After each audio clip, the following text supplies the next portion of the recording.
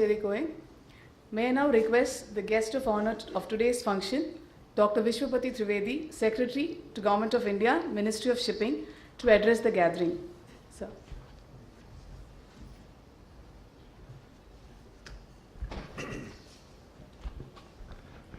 Honorable Minister for State, Shipping, Road Transport and Highways,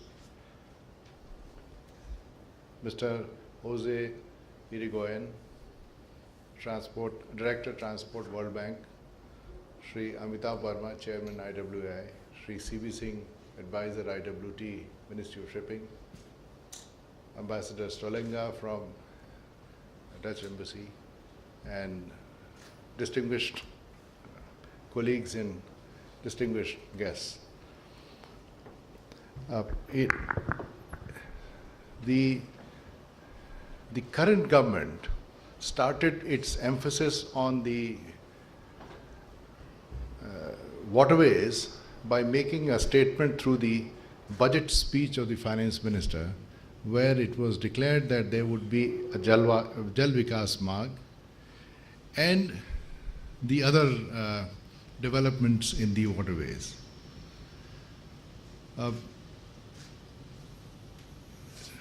That itself, although as was mentioned by Mr. Verma and also by Mr. Irigoyen, that waterways has not been a priority with the politicians for the last 50 years. Road and rail, everybody wanted a road and a rail connectivity to his constituency, and waterways actually got left behind somewhere in the system. Although there was a very robust waterway system in India, as they say in the medieval Indian history, but even during the British times, there was a lot of waterways that had been used, and some of the waterways if you had a chance to see, are really beautiful waterways. I always say that the waterway that goes through Chennai is so beautiful. If that was really a waterway, Chennai would be something like Venice, where boats and tourism is plying through the city because the waterway goes through the city. And indeed, it is a great need to decongest the cities. Of course, now the other thing which has come up in the cities is to go into the metros to decongest the cities. So there's a parallel structure which is coming up over the roads. And I still think that the necessary emphasis in the state governments on the waterways is yet to come. But with the commitment of the central government and a whole lot of, I shouldn't say all the states, I would say there are some states, I'll come to them a little later, are really so committed to developing the waterways that it is now our turn to do something about it. I'll come to that a little later. World Bank, we've had several meetings with World Bank in the last few months, and World Bank has, as you might be aware, in principle agreed to look at the 1,620 kilometers of waterways in Ganga. Project is on schedule. Of course, there are some diligence that has to be done by surveys, by studies, and by stakeholder consultation. All those are happening, and I believe they are on time. You can imagine if the World Bank has taken a step to support the waterways, obviously there is, it makes sense to do it. Even if you don't believe me, believe the World Bank. The World Bank, several scoping missions, I think 2 or 3 scoping missions have taken place. Independent experts have gone to various places, big towns, small towns, on the waterways, off the waterways, spoken to several stakeholders. The sense is that everybody wants it. It is the purpose of this workshop Of course, this is in the series of workshops that we keep interacting with the stakeholders. It is the purpose of this workshop to bring to your notice and attention that the government is fully committed to developing this National Waterway 1. To start with, there are no shortages there's no shortage of funds in the budget. At least that's the assurance I could give from the ministry, that if terminals have to be developed, if fairway has to be developed, if the depths have to be maintained, the navigation systems have to be maintained, the government will fully support it. It is also understood very well in the government that there are certain parts of the infrastructure which we cannot expect the private sector to invest upfront. So the government has to do the kickstart investment. Of course, then the management and the trade and the commerce takes place on that infrastructure. It is a very strong commitment of this government. And I can say with great confidence that the Honorable Prime Minister has several times asked on what is the progress on the waterways. So with this kind of commitment and the kind of confidence the Prime Minister has brought into the investor community, I think it is now a time for the private sector also to take a very, very serious look at what is happening. If I was on the other side as a private sector investor, I would do that. I mean, I'm not trying to sell a shoe. Sometimes you see that, well, if I was you, I would buy the shoe. And then that's how but it's not that. It's because I think there is a huge first mover advantage into the sector. Now, we have some role models. Mr. Captain Rajesh Mehrotra, who will be interacting with you, is a role model. And I always say that if I was a private equity fund holder, I would have invested in the waterways. There are a lot of people here who I've met, interacted, and suggested that they must bring in capital into this.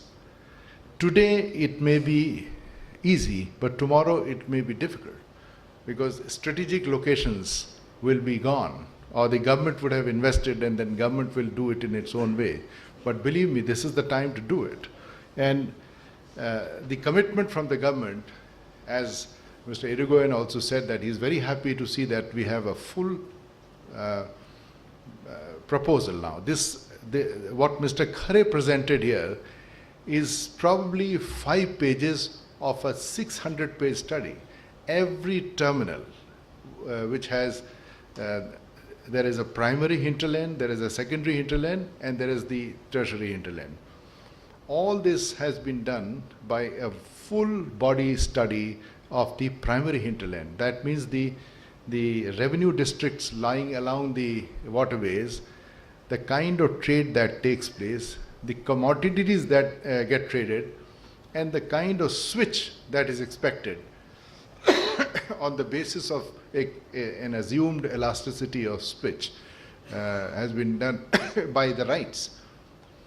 And if you were to look at that report, I'm pretty sure that you would be convinced that these are the terminals that they said, these are some of the prime terminals where they say that the switch would be over 80% within the next 2-3 years, if the infrastructure was in place. The question comes, who will put the infrastructure in place? Of course, where, as they say in economics, if the market fails, the government steps in. So the government is willing, and Mr. Amitabh Verma has a very elaborate program on all the 3 aspects: fairway development, waterways development, terminal development, and the provision of depth. You will see these things happening. Of course, infrastructure development, and of course, due to the transparency requirements, it takes time, but it's all in the pipeline. And I think this is a project, or this is an overall concept where the private sector must bring in its might. Without the private sector stepping in, either in the infrastructure or in the commerce, the waterways may not be successful. Of course, when the government invests, they don't look at the commercial thing that much, because these are investments to promote further investment. So if we make a terminal, we of course have an idea. We don't make a terminal in a jungle. We have an idea that this is a place where there is likelihood of trade and commerce to take place. Some of the details, if you go through during the course of the interaction during the day, you'll see they are just ready. They are low-hanging fruits, just ready to go there. If you make a terminal, if you make a road, maybe that the terminal is not big enough to have a railway siding, but it can definitely have a 2-lane road, and the work can start.